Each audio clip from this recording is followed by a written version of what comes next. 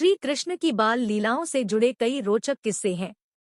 ऐसा ही एक किस्सा है कालिया नाग का। श्री कृष्ण ने अपनी लीला से उसका घमंड चूर चूर कर दिया था। तो चलो यही कहानी सुनते हैं।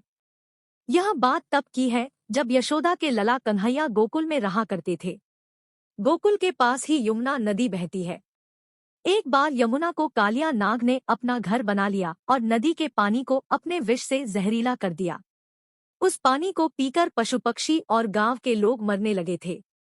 एक बार श्री कृष्ण अपने दोस्तों के साथ खेलते खेलते यमुना नदी के किनारे पहुंच गए और खेलते खेलते अचानक से उनकी गेंद नदी में गिर जाती है।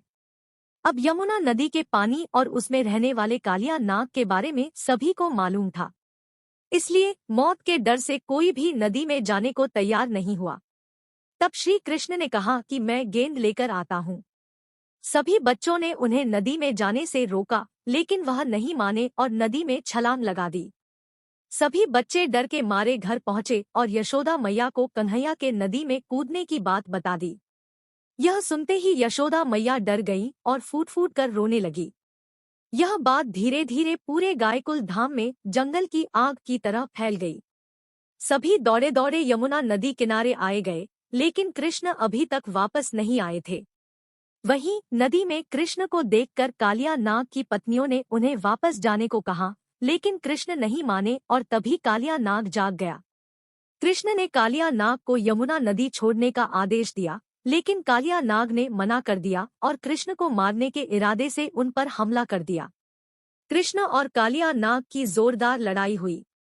कुछ समय के बाद कालिया नाग हार गया और कृष्ण उसके फन पर नाचने लगे।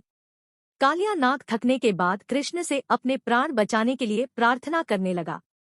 तब कृष्ण ने उसे अपने स्थान पर वापस जाने को कहा। कालिया ने कहा कि वहां पर गरुड़ मुझे मार डालेगा, मैं वहां कैसे जाऊं। इस पर कृष्ण ने कहा कि मेरे चरणों के निशान तुम्हारे फन पर हैं, उसे देखकर गरुड़ तुमको नहीं मारेगा। इसके बाद कालिया नाग श्री कृष्ण को अपने फन पर उठाकर यमुना नदी से बाहर आ गया और इसके बाद अपनी पत्नियों के साथ अपने स्थान पर चला गया। कृष्ण को सही सलामत वापस पाकर सभी बहुत खुश हुए और गोकुल में उत्सव मनाया गया।